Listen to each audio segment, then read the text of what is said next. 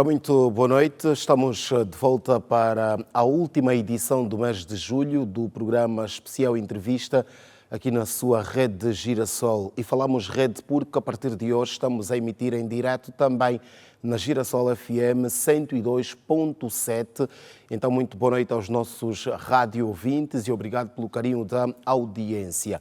O nosso convidado é jornalista de profissão, estudou Economia e Direito, foi alto funcionário do Ministério do Planeamento, diplomata em Espanha, França e Portugal durante 12 anos, foi consultor do Ministro das Relações Exteriores, no caso o Ministro Assunção dos Anjos de feliz memória, foi também presidente do Conselho de Administração da Rodomerc International Limited, foi, no caso, secretário-geral da ARA, atualmente é empresário do setor do hoteleiro, presidente da ARA, Associação dos Hotéis e Resorts de Angola, e mais recentemente esteve ligado como presidente da Federação Angolana de Desporto Motorizado, ou Desportos Motorizados.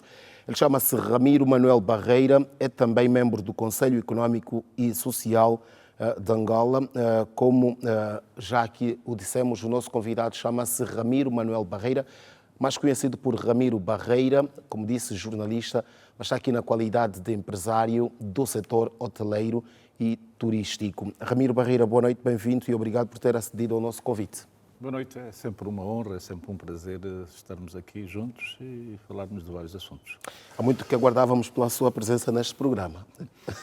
Como disse, é sempre um prazer, estarei sempre disponível em nome dos nossos associados ligados à hotelaria, em nome da ARA, para de facto ajudarmos também a ter perceberem um pouco o entendimento e a narrativa à volta das questões ligadas ao turismo em Angola. E é exatamente por aí que começamos. Queremos que nos faça de forma muito sintetizada, nos apresente a atual panorâmica daquilo que é o setor hoteleiro, como estamos em termos de números e até de quadros para responder às necessidades deste setor.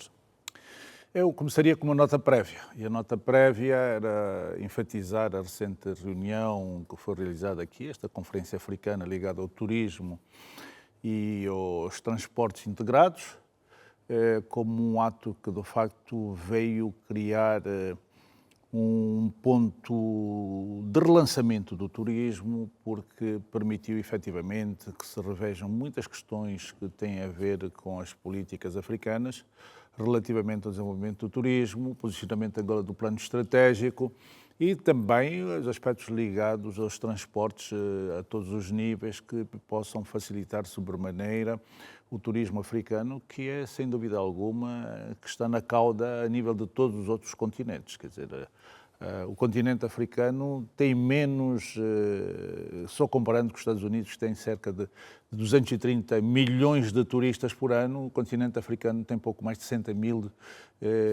milhões de turistas por ano. Mesmo apesar de todas as potencialidades que tem. Apesar de todas as potencialidades, o que de facto demonstra claramente o que é que isto representa, comparando, por exemplo, com a Europa, que tem cerca de mais de 700 milhões, o continente europeu, embora hoje com a guerra da Ucrânia e os problemas ligados à crise económica e financeira no continente europeu, provavelmente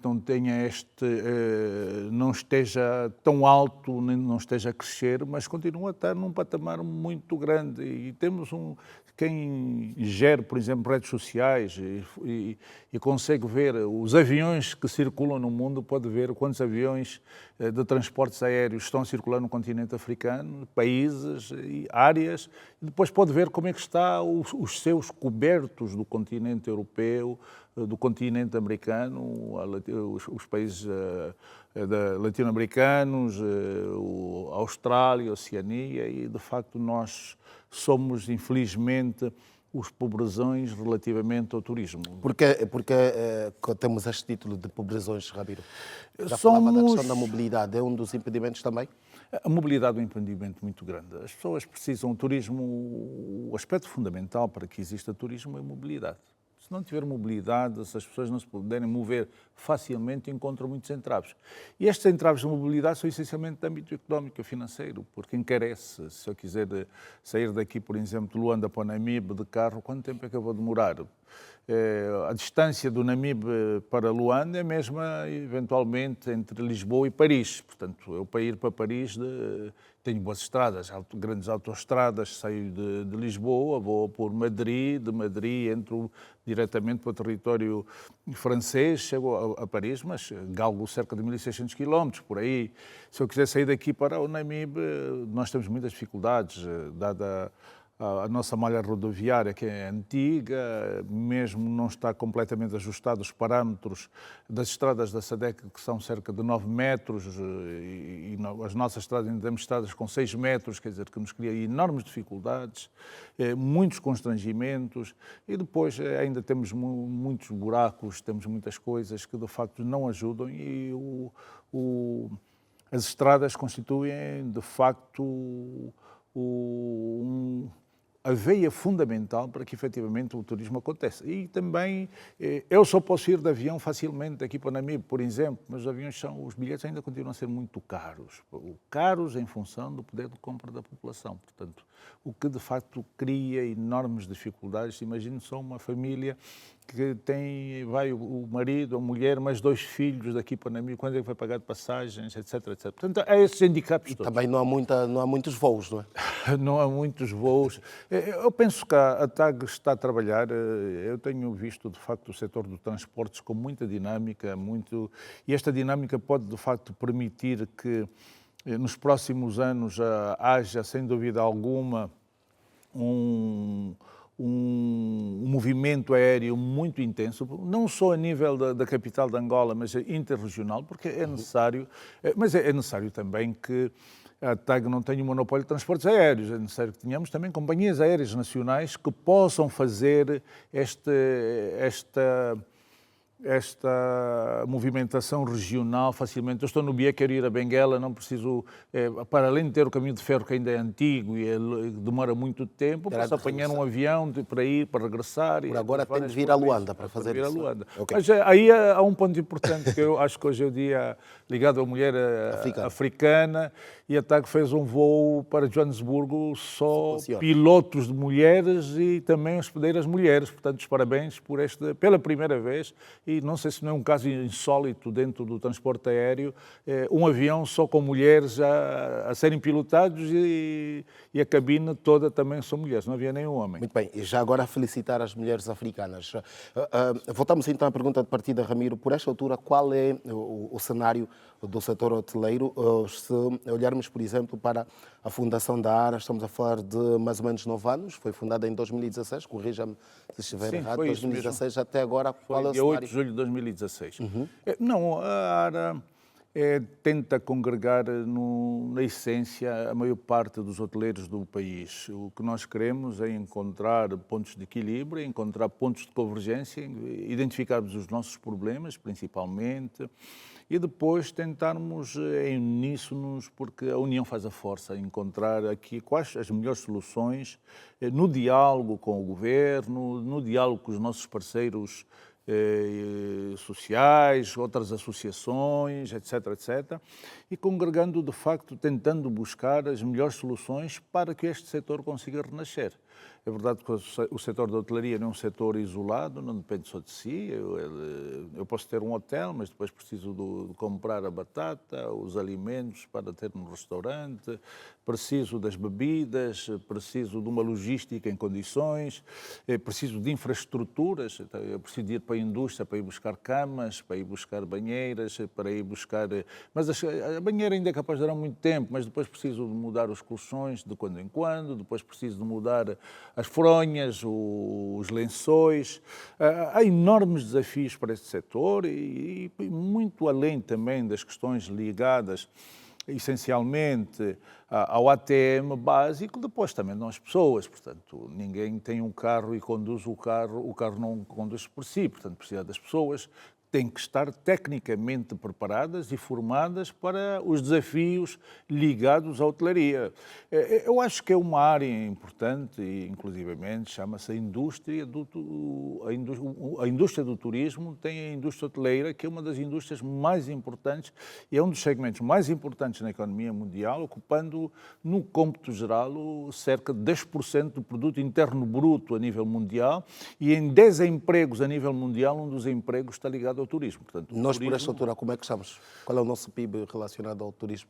O nosso PIB, vamos ser sinceros, ainda é muito baixo.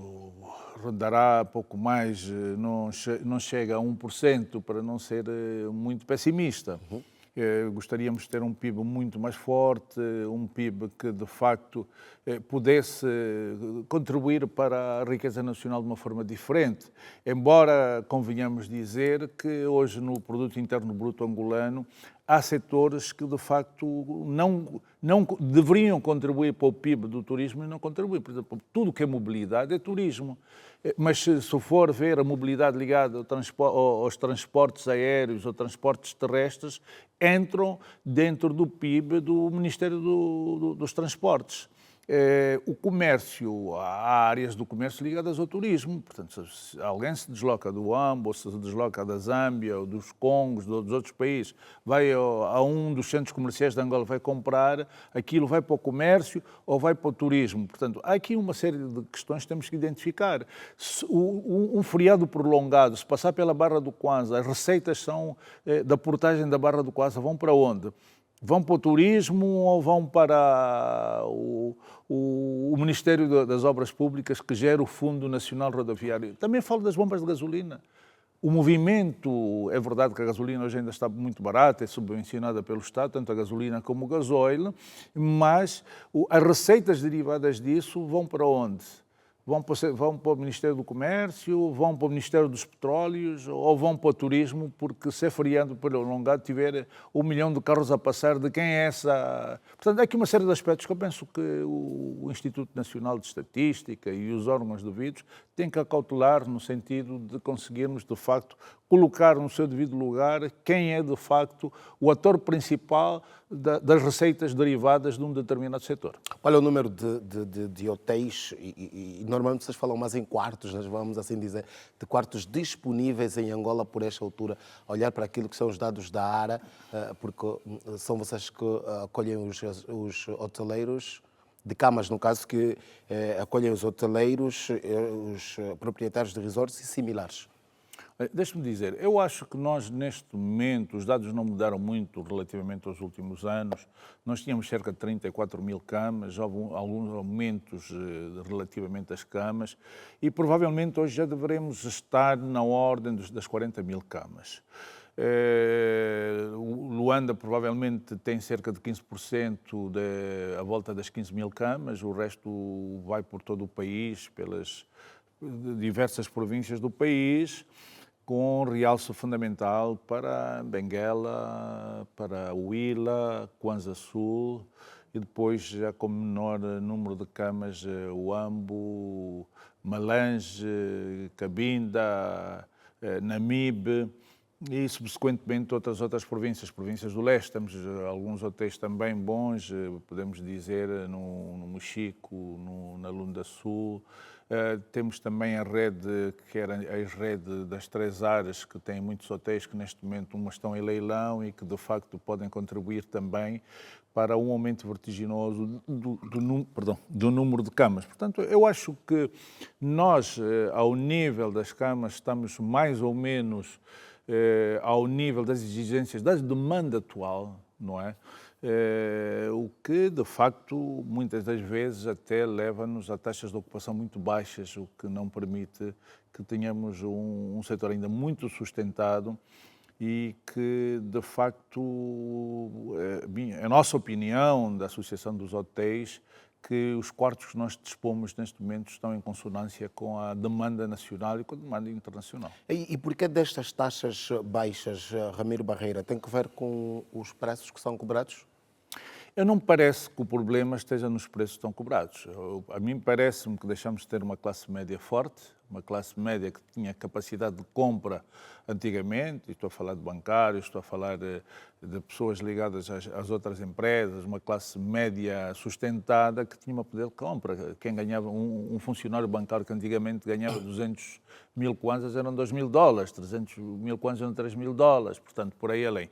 É verdade que a moeda foi-se desvalorizando, mas os salários não acompanharam o nível de desvalorização. Isto diminuiu o poder de compra das pessoas, portanto, quem comprava muito hoje não compra, portanto, e isto resulta aquilo que as famílias precisam de poupar para o sustento das famílias. Ele vai priorizar a comida, em vez de ir ao restaurante, em vez de ir dormir com a mulher no hotel num dia do aniversário, não sei o que, prioriza em primeiro lugar o estudo dos filhos e prioriza em primeiro lugar E neste sentido, o que a ARA faz para poder atrair os turistas, os clientes para os hotéis, nós mesmo temos com tido, o custo de vida alto? Deixe-lhe dizer, nós temos tido, não me parece que os preços dos hotéis hoje estejam muito altos, não estão.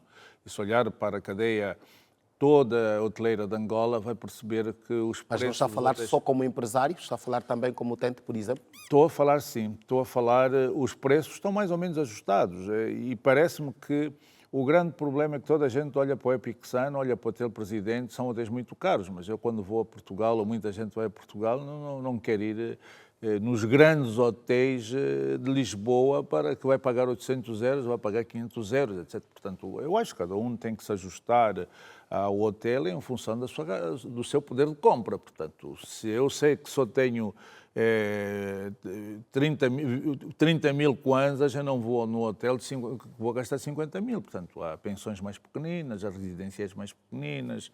Eu lembro-me, quando éramos mais miúdos, nós íamos passar férias a Portugal, por exemplo, nós ficávamos na Almirante Reis, naquelas pensões, pagávamos muito baratucho, mesmo no Brasil fazíamos a mesma coisa. Portanto, eu acho que temos que nos ajustar e não podemos todos ir para hotéis de 4 e 5 estrelas. Os grandes empresários que têm um grande poder de compra, têm dinheiro, etc., podem ir por ali. E os que não têm que ir para as pensões. Temos pensões de 12 mil kwanzas, de 10 mil kwanzas, de 15 mil kwanzas. Agora, temos que exigir também que, de facto, apresente algum serviço. Não estou a dizer serviço com qualidade, não estou a dizer que estas pensões, estes residenciais, apresentem coisas luxuosas, não é isto. Mas se tiver uma boa limpeza, um lençol bem em condições, uma boa fronha, as casas de banhos bem higienizadas, etc., as pessoas sentem-se felizes, mesmo a própria entrada da recepção. Portanto, precisamos de trabalhar um pouco mais e trabalhar naquilo que nós consideramos que são os aspectos fundamentais que devem dignificar e valorizar o setor hoteleiro em Angola. Portanto, estes são os nossos grandes desafios que nós temos. E nós gostaríamos, efetivamente, que os hotéis continuassem nessa senda, continuassem a trabalhar de uma forma diferenciada, até buscando outras valências. E aí nós temos dialogado com o Estado, no sentido de criar condições financeiras para ajudar a financiar o setor da hotelaria. E é verdade que nós tivemos nos últimos tempos, já da parte do Governo, um bom sinal com a aprovação do Aviso 9, que permite, de facto, ao setor hoteleiro. Temos encontrado algumas dificuldades e temos que reconhecer isto, e nós já afirmamos isto, que nem todos os bancos ainda estão, neste momento, em condições de interpretar este Aviso 9 e poder dar os financiamentos ao setor hoteleiro. Muitos empresários ligados ao setor hoteleiro vão ao banco, olha, eu queria um financiamento no âmbito do Aviso 9. E a banca diz, mas nós não temos conhecimento disto. Mas se for o setor ligado à construção de vivendas, moradias, etc., já consegue, porque é o mesmo decreto presidencial para os dois setores, para o setor imobiliário e para o setor do turismo, mas com distinções dentro desta norma. Mas isso porquê? Porque para a banca o setor hoteleiro não é atrativo? Eu não diria que não seja atrativo. Eu penso que é necessário trabalhar-se um pouco mais e, aliás, nós já abordamos isso com as entidades ligadas ao governo, que é necessário, de facto, que o Banco Nacional de Angola fale com os bancos comerciais e diga que, de facto, já é tempo de começarem a trabalhar com a implementação do Aviso 9. Nós temos recebido muitas queixas dos nossos associados relativamente a esta questão. E nós, inclusivamente, fizemos fizemos uma proposta ao Governo, não estamos satisfeitos com o aviso 9. Nós gostaríamos que o setor hoteleiro caminhasse para um aviso 10. Inclusivamente nós dissemos, nós não precisamos, por que não há um aviso 11 em que as normas e os procedimentos de aquisição do financiamento para o setor da hotelaria são só para o setor da hotelaria? E isto iria dar uma outra dinâmica, né? E iria dar outra dinâmica porque isso facilita enormemente ao nível das taxas de juros, ao nível do período de carência destes financiamentos e ao nível mesmo do próprio revolving do projeto, eventualmente, ou payback do próprio projeto, para que efetivamente se possa cumprir. Mas eu penso que há condições muito boas que podem permitir o setor funcionar convenientemente, que pode permitir que este setor do turismo avance, porque nós temos sentido nos últimos tempos um setor do turismo em que há um envolvimento muito grande da parte do atual ministro do Turismo, que se tem desdobrado de uma maneira muito grande para que o turismo cresça em Angola, não só no plano internacional como internamente. O Ministério do Turismo tem tido iniciativas e a sua equipa tem tido iniciativas muito boas para posicionar o turismo e temos que ser realistas e temos que ser humildes em reconhecer que é um trabalho que está a ser feito a nível do Executivo no sentido de pôr o setor do turismo a funcionar como uma propriedade, como uma área importantíssima que vai permitir que o turismo se desenvolva no país para permitir mais receitas para o país ao nível da sua riqueza nacional. Ok, Ramiro, voltamos aqui a olhar para números. Por esta altura, há dados sobre o número de empregos concedidos pelo setor do turismo, e aqui olhamos para todos os setores que fazem parte deste segmento. Falava da questão da hoteleira, do próprio turismo em si e de outros, e da restauração também. Olha, vamos ser sinceros, nós em 2014, que são os dados estatísticos muito confiáveis que tínhamos, 2013, 2014, nós tínhamos cerca de 223 mil a 230 mil empregos diretos no setor da hotelaria e do turismo. Nós sabemos que a partir de 2014 Angola começou a ter uma crise financeira muito profunda, com recessões sucessivas que foram praticamente até 2019, quando Angola começou a ter a retoma da economia, e nessa altura também aparece o Covid, mais outro problema que nós tivemos, e o Covid veio de facto criar uma dificuldade enorme também para o setor. Aliás, o setor que mais sofreu com o Covid foi o setor do turismo, não só a nível nacional, como a nível internacional. Todos esses handicaps não ajudaram, de facto, a empregabilidade. E nós tivemos muitos hotéis que fecharam, muitos restaurantes que fecharam, outros que abriram depois não voltaram a reabrir, e todos esses aspectos não contribuíram muito para a empregabilidade.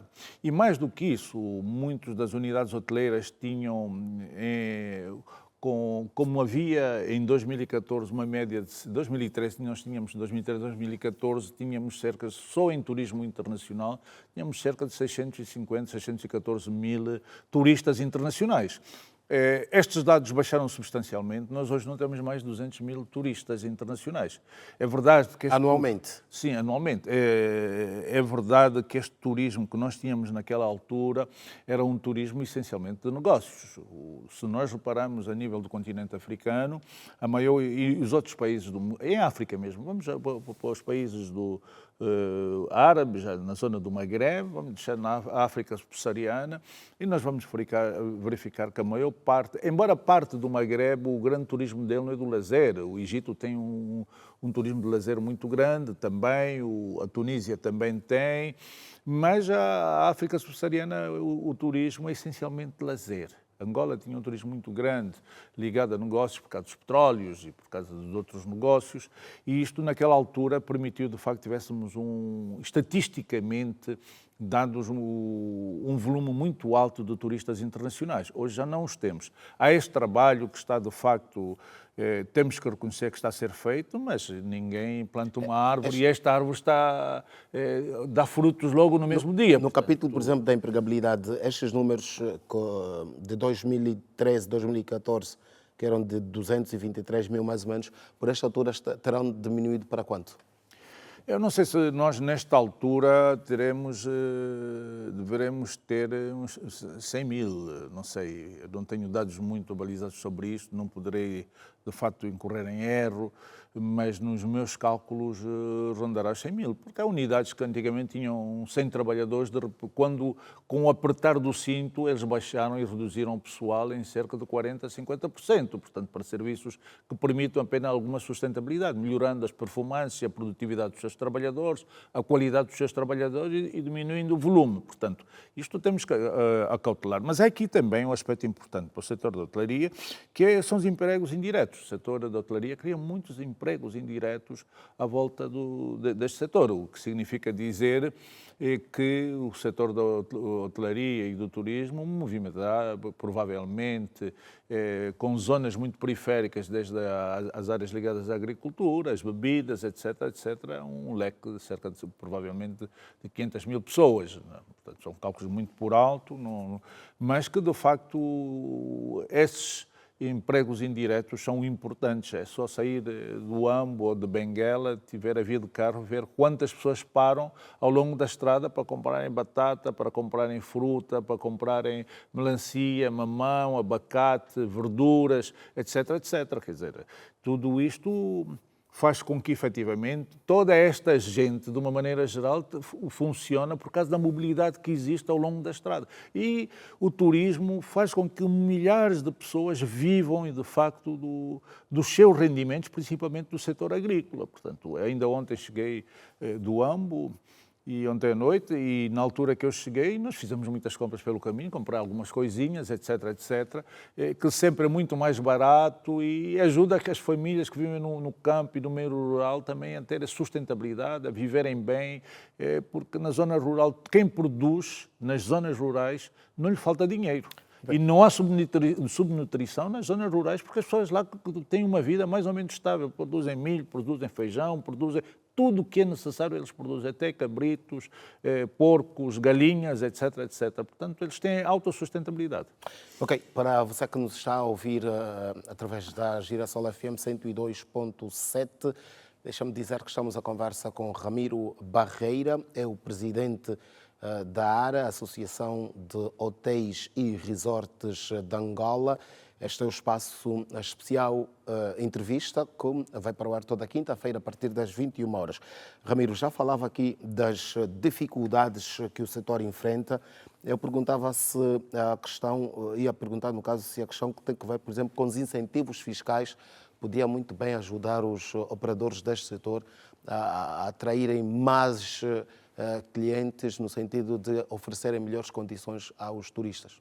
Os incentivos fiscais têm muito a ver com aquilo que nós convencionamos chamar de ambiente de negócios. E nós perguntamos isso porque muitas vezes o que se diz é que há muitos custos e poucos ganhos. Não, efetivamente, o ambiente de negócios às vezes tem muitos constrangimentos. Um dos grandes constrangimentos que nós temos no nosso ambiente de negócios ligado ao setor da hotelaria, efetivamente, é a falta também de incentivos fiscais. Imagino, por exemplo, em Cabo Ledo e outras zonas recônditas do país, nós, se quisermos mobilidade, precisamos que existam restaurantes ao longo das estradas. E nem sempre estes restaurantes, nem sempre essas lojas ligadas e lojas de conveniência ligadas ao turismo têm luz e têm água, portanto, eles têm que ter o gerador permanente a funcionar e têm que comprar cisternas de água para poder trabalhar. E o que é que isto vai acarretar? Vai fazer com que, efetivamente, os seus custos sejam muito altos. Eu, inclusivamente, tenho uma unidade hoteleira que durante praticamente cerca de 10 anos ou mais, 12 anos, trabalhou só com gerador. Em Luanda, em Benguela? Não, em Benguela. Okay. Trabalhou cerca de 12 anos só com gerador. E isto era um problema muito grave, porque depois de algum tempo o gerador tem que trabalhar 24 horas, mesmo que tiver 2 geradores, não trabalha de manhã ou de tarde, depois já não consegue, mas depois é um grande problema, quer dizer, chega no final, só os custos derivados da manutenção, do combustível, etc., etc., no final reduz consideravelmente as margens de lucros e as receitas que nós temos, e ali o que é importante? É importante que haja benefícios fiscais que permitam que, de facto, aqueles que trabalham com geradores e não tenham água nem eletricidade, de facto, tenham alguns benefícios ao nível da tributação junto da AGT. É necessário também que se olhe para aqueles que, de facto, trabalham muito na empregabilidade, portanto, os hotéis que criam mais empregos, que dão formação profissional, também deviam ter alguns benefícios. E aqueles hotéis que começam agora a trabalhar, nos primeiros anos, eles ainda não têm lucro, etc. Também tem que ter... Nós temos que incentivar a criação de novas unidades hoteleiras e que possam, de facto, ajudar o turismo a crescer. Portanto, aí é necessário benefícios fiscais. Nós fizemos uma proposta, a ARA fez uma proposta... Já vai falar desta proposta, Ramiro, okay, para não ter de interrompê-lo, precisamos fazer um rápido intervalo. Quando voltarmos, vamos olhar para esta proposta da ARA e insistir também na questão do ambiente de negócios, fundamentalmente para o setor hoteleiro e turístico. Vamos a um rápido intervalo aqui na TV Girassol e também na Girassol FM. Voltamos daqui a pouco.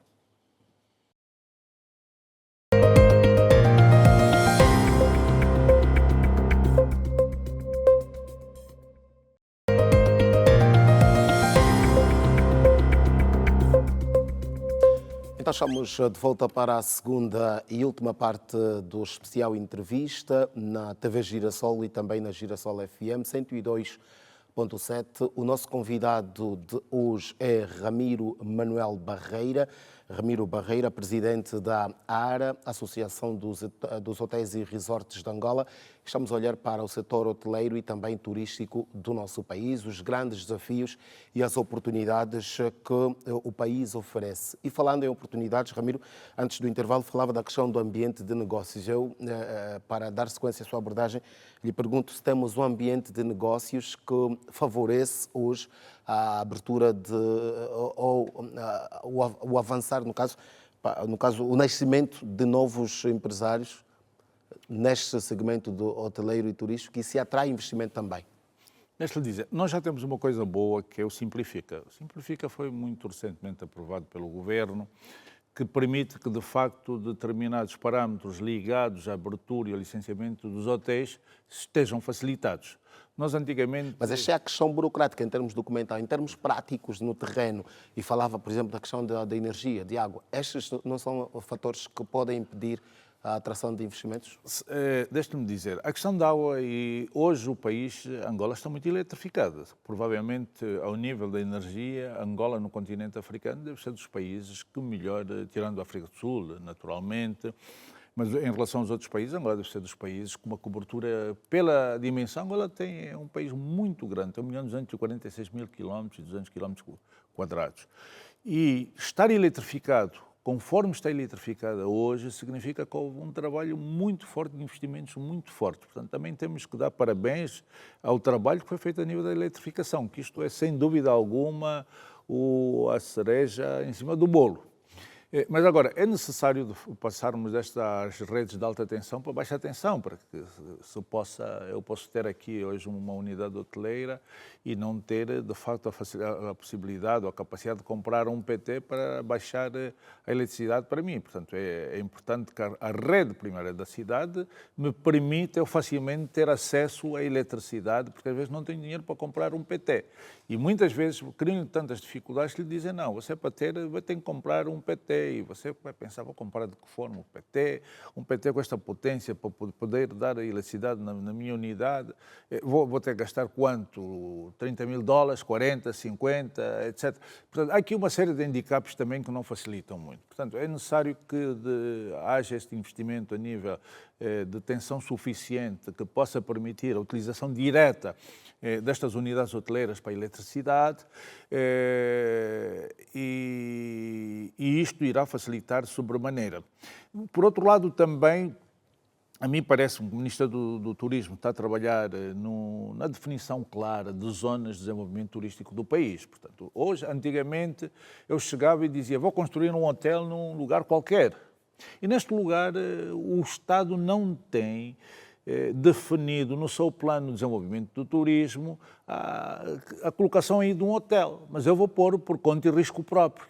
E depois de meter, eu vou dizer, não, o Estado vem-me pôr eletricidade aqui. O Estado vai dizer, mas pôr eletricidade ali, tinha que fazer lançamento de linhas de tensão na ordem dos 20 a 30 quilómetros. Portanto, o Estado não tem essa responsabilidade, porque senão há uma dispersão de recursos que, de facto, não ajudam a criar esse bom ambiente de negócios.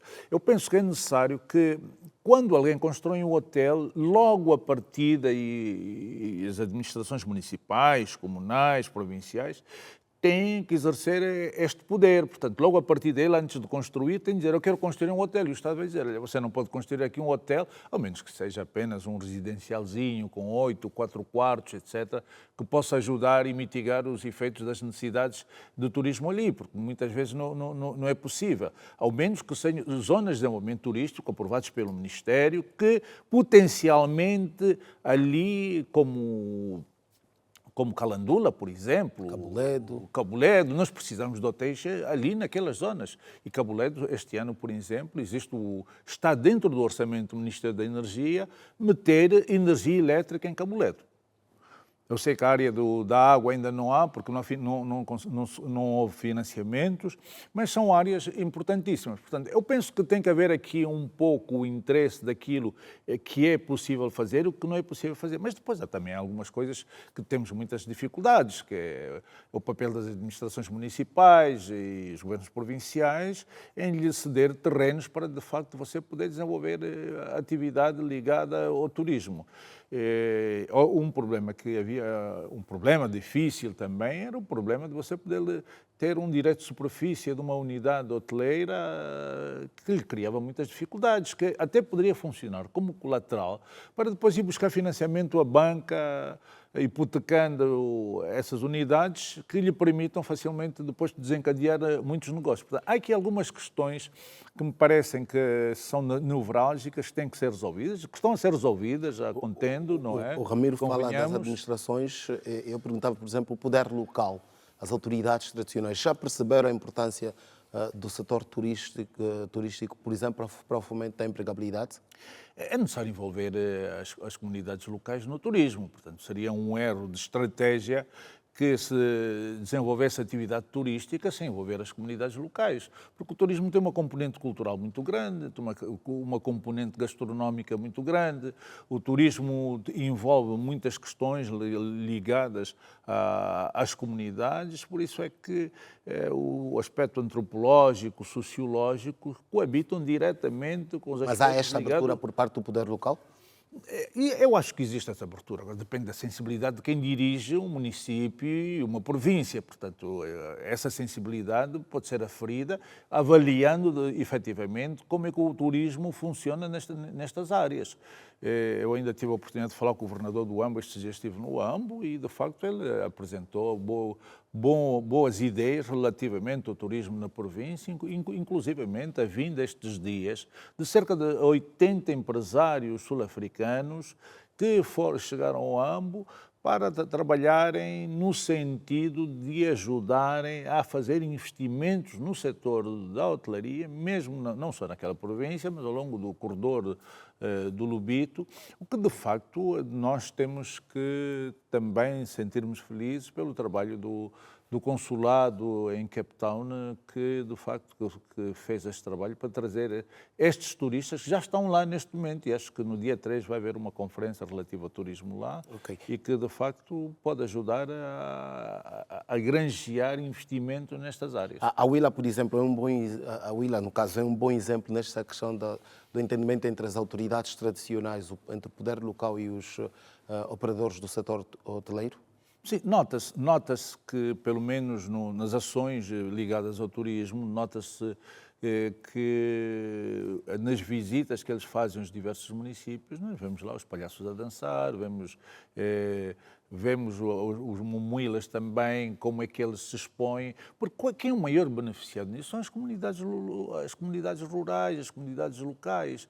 Se eu levar turistas, por exemplo, para um município, para um quimbo, porque o turista, quando vem à África, quer perceber uma outra dinâmica, quer ter uma outra visão. Ele, se quiser ficar num grande hotel 5 estrelas, fica na Europa. Portanto, ele não está muito preocupado com os hotéis 5 estrelas em Angola, nem de 4 estrelas, tirando os grandes empresários de negócios que vêm aqui, mas o turista que vem para aqui de lazer, que quer perceber qual é a nossa realidade, qual é a nossa cultura. Quantos já vieram aqui em Angola, quando apanha o operador turístico, diz, olha, eu quero visitar o Kazenga, quero visitar o Rangel, quero perceber a realidade da população angolana, como é que eles comem, como é que eles coabitam, etc, etc. Na África do Sul é a mesma coisa. Muita gente vai lá e diz, não, quero visitar Soweto. Não é? Portanto, o que é importante aqui é que nós consigamos, de facto, canalizar bem estes turistas para as zonas que, de facto, também ajudem essas comunidades. Porque quando ele recebe a comunidade, está aí sentado com a comunidade, vê como é que eles estão vestidos. Há zonas do nosso país que os mais velhos põem panos, depois põem aqueles loacos, põem uma forma diferente, vestem-se de uma maneira diferente. Isso também é uma forma para eles estarem ali. E depois, mais do que isso, quando estão ali, eles compram cabaças, porque nós também temos os nossos artesãos com uma grande capacidade. Portanto, a nível da olaria, eles compram aquelas panelas de barro, compram uma série... Portanto, nós temos muitas coisas, pulseiras, miçangas, etc, etc, que fazem parte de uma componente turística importante que nós temos que exacerbar.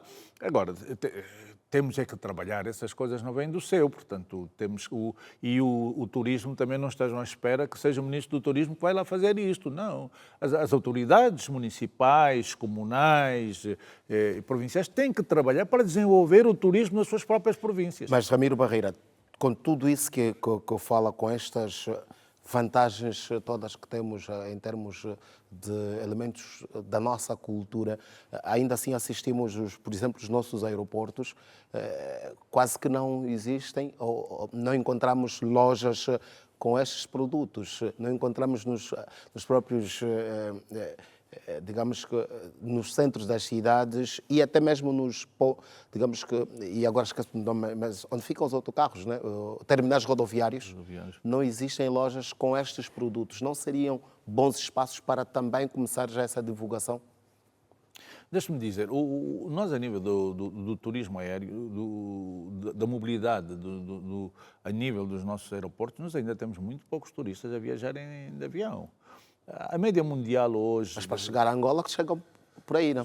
Logo a entrada não seriam já... Nós agora temos um novo aeroporto. O novo aeroporto, penso que é um grande desafio para nós colocarmos, de facto, porque tem infraestruturas. O nosso aeroporto hoje é dos melhores aeroportos do continente africano, em termos de modernidade e em termos de expansão, não é? Se o nosso aeroporto hoje tem uma capacidade para 15 milhões de turistas, pronto, hoje numa primeira fase a meta são 6 milhões, a segunda fase são 15 milhões, mas tem um nível de expansão para cerca de 60 milhões de turistas anualmente. Portanto, o que projeta o aeroporto para o médio e longo prazo, quer dizer, este aeroporto daqui a 60 anos ainda está, ou 100 anos, ainda está em condições de responder positivamente às necessidades do turismo. Portanto, eu acho que foi um grande exercício, uma grande projeção. A um nível de serviços, eu penso que nesta primeira fase o nosso aeroporto também tem condições para, de facto, poder responder a isto. E nós, quem visita o aeroporto, sabe que tem lá lojas onde pode comprar todos estes souvenirs relativamente a Angola, desde bebidas, desde camisas, sapatos feitos em Angola, tudo artesanal, quadros, pintura, etc, etc. E ali põe já o selo e está a sair, e aquilo já vem com selo, porque é no free shop. E os postais, por exemplo, nas nossas cidades não existem? Agora... À venda, postais à venda. Não existem, mas podem existir. Há aqui desafios. O empresário é como uma abelha, ele vai atrás do mel. Onde é que há o pote do mel? É ali que tem mel, ele vai lá. Se ele souber, por exemplo, no aeroporto da Catumbela, que já está certificado internacionalmente, e agora estão a certificar os aeroportos do Namibe, os aeroportos da Huila, provavelmente, e eventualmente outro aeroporto importante, como pode ser o do Ambo, tudo isto vai permitir que haja um fluxo muito maior de turistas e que esses serviços apareçam de uma forma muito diferenciada. Não é? Eu sei que também uma das preocupações dos operadores do setor hoteleiro é a questão dos quadros. Nós hoje temos já institutos superiores e fundamentalmente institutos médios. Lhe pergunto se estes já respondem às necessidades do setor, tanto em termos de quantidade, mas fundamentalmente de qualidade na oferta de serviços. Olha, deixe-me dizer, nós neste momento temos de facto algumas escolas. Se me perguntar se as nossas necessidades do setor da hotelaria são enormes, são enormes. Nós temos muitos quadros que foram formados no setor da hotelaria e do turismo que não trabalham para o setor, trabalham para outras grandes empresas fora do âmbito do setor do turismo. Eles formaram-se em turismo, mas estão a trabalhar noutros setores porque onde têm mais oportunidades e onde ganham muito mais dinheiro. Mas pensamos nós que com o relançamento que estamos a ter agora do setor do turismo, não só a nível dos operadores turísticos, a nível das agências de viagem, da hotelaria, da restauração, etc., etc., muitos desses quadros formados venham novamente para o setor da hotelaria.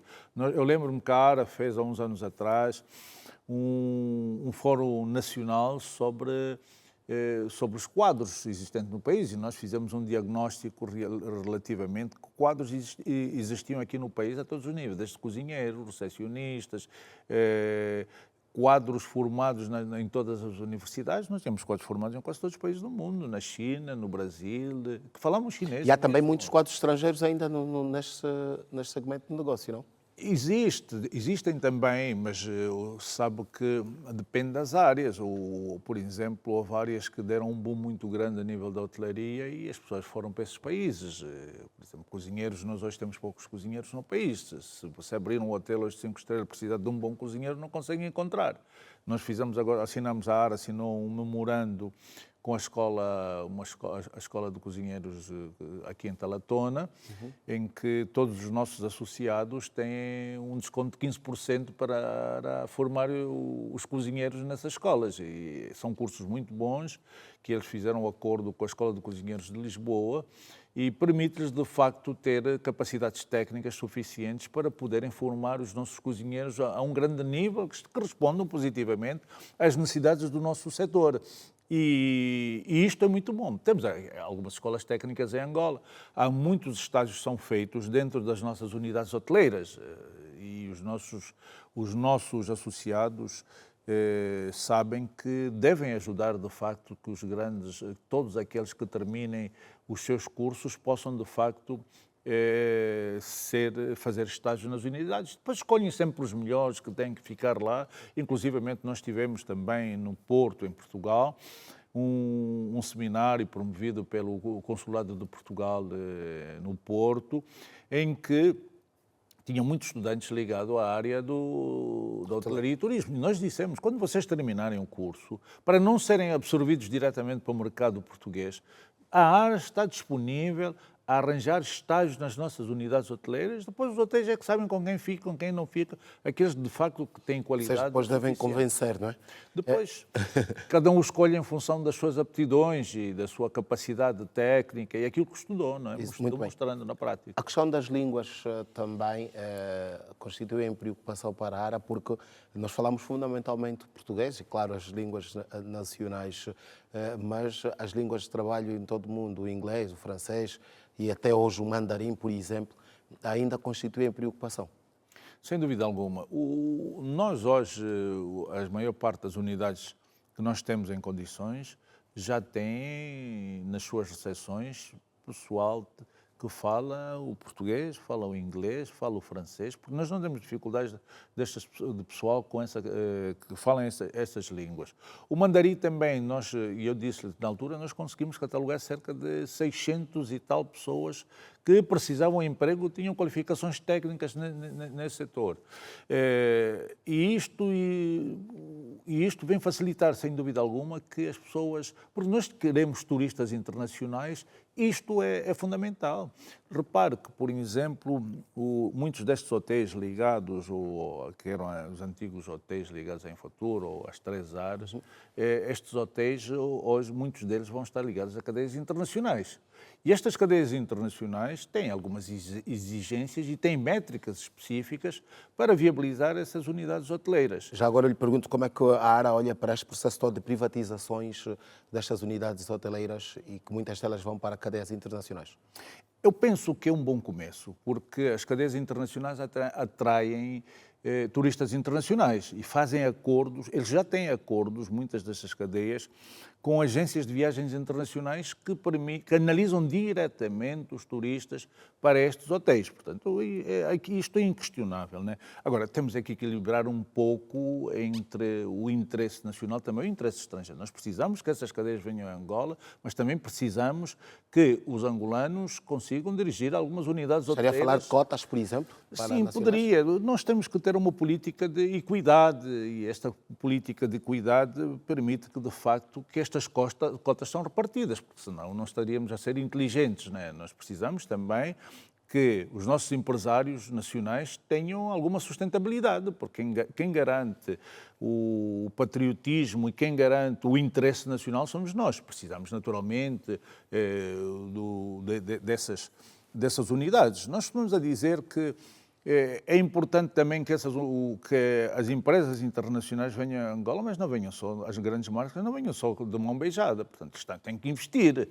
Se o angolano é exigido ao angolano que tem que fazer alguns investimentos para poder, de facto, desenvolver alguma tarefa útil e importante para o desenvolvimento do turismo, as cadeias internacionais também têm que vir. Têm que dizer, isto é um mercado factível, é um mercado interessante e eu vou entrar, vou agarrar aquele hotel, vou reparar o hotel, vou criar condições para que depois eu possa retirar daqui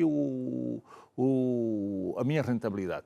Agora, há cadeias que, de facto, querem pacotes fechados, querem já um hotel bom, todo preparado, todo organizado, etc, etc. E eles só tiram os royalties daí. Portanto, depende bem dos contratos e da maneira como nós queremos negociar com essas cadeias internacionais. Ramiro, nós estamos a chegar ao fim desta nossa conversa, mas gostávamos também de conhecer a sua opinião enquanto empresário relacionada àquilo que são hoje as questões que fazem parte da atualidade, por exemplo, os últimos 3 dias marcados por manifestações que em algumas localidades deram espaço a atos que destruíram bens públicos e privados, isto na sequência da paralisação dos taxistas anunciada por conta da subida do combustível, no caso o gasóleo.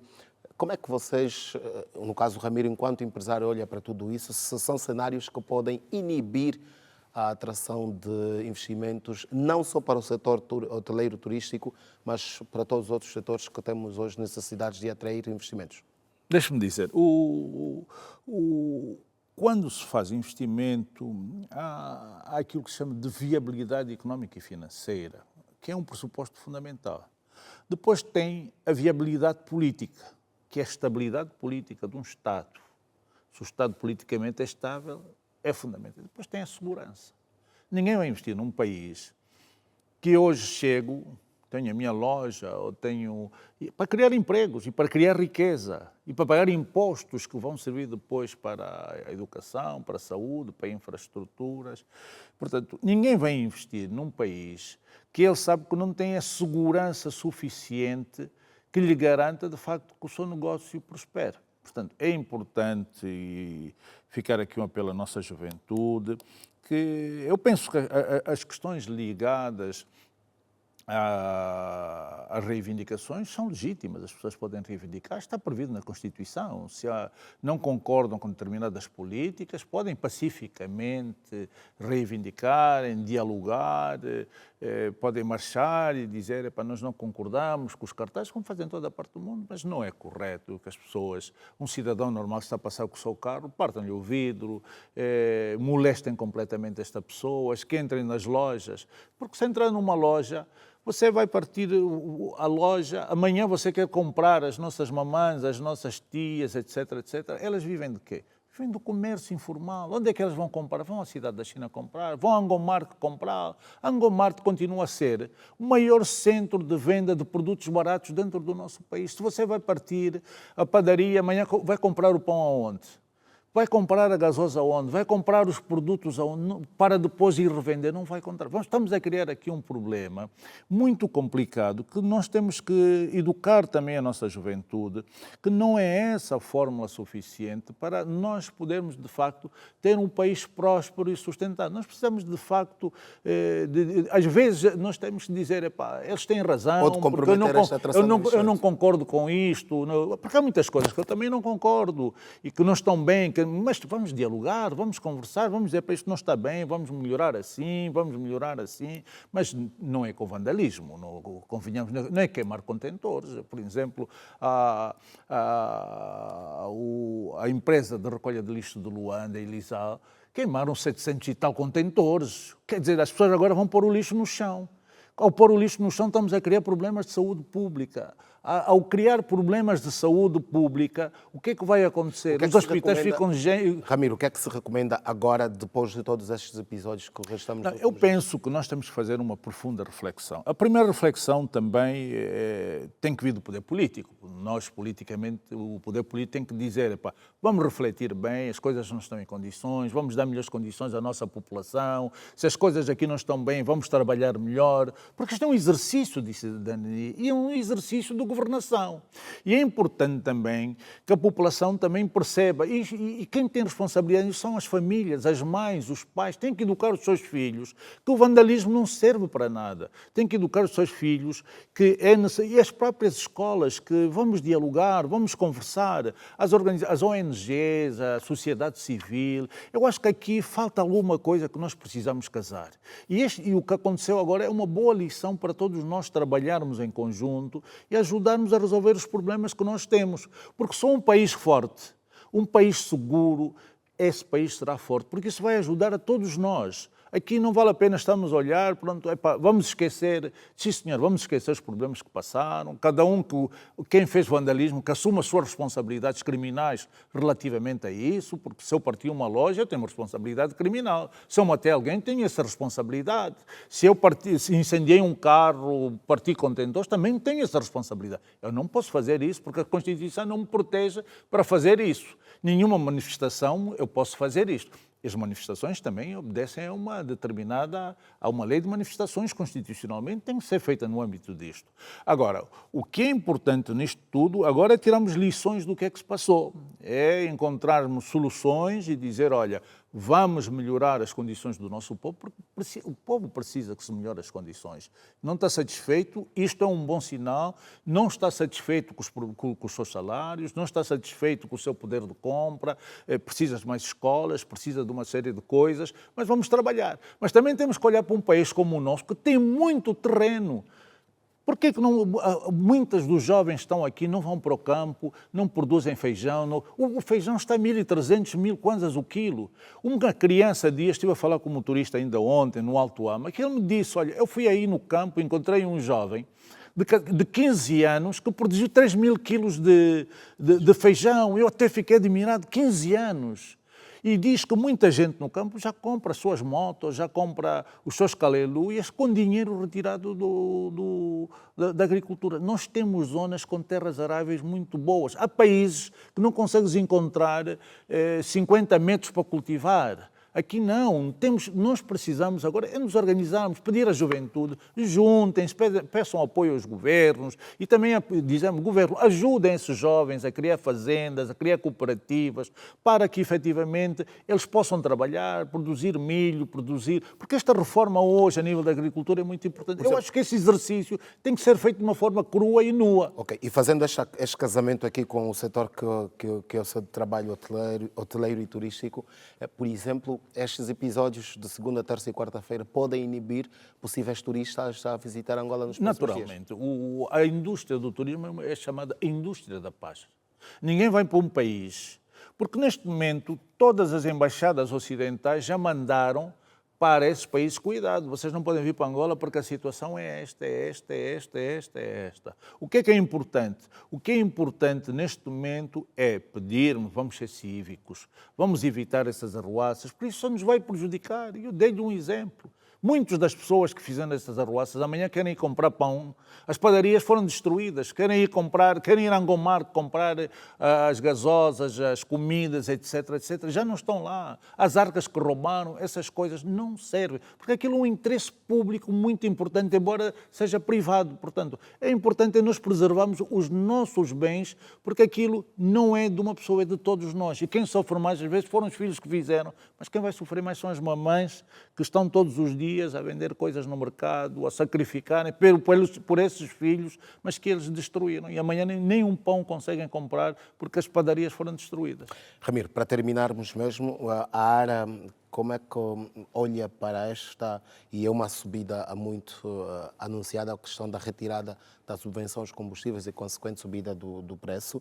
Também disse no princípio que temos preços baixos naquilo que são os combustíveis consumidos aqui no país, mas a verdade é que eles vão alterar. Eu lhe pergunto, que mecanismos é que podem ser criados para diminuir este peso na vida, primeiro dos empresários e até depois dos consumidores, das famílias? Deixa-lhe dizer, eu penso aqui nós temos que rever alguns pressupostos importantes da política económica, mas é inevitável. Veja Moçambique, tem metade do PIB de Angola, mas o combustível em Moçambique é real. Pagam mesmo os 900 kwanzas pela gasolina ou 1000 kwanzas pela gasolina e pagam os 800 kwanzas pelo gasóleo ou 1000 kwanzas pelo gasóleo.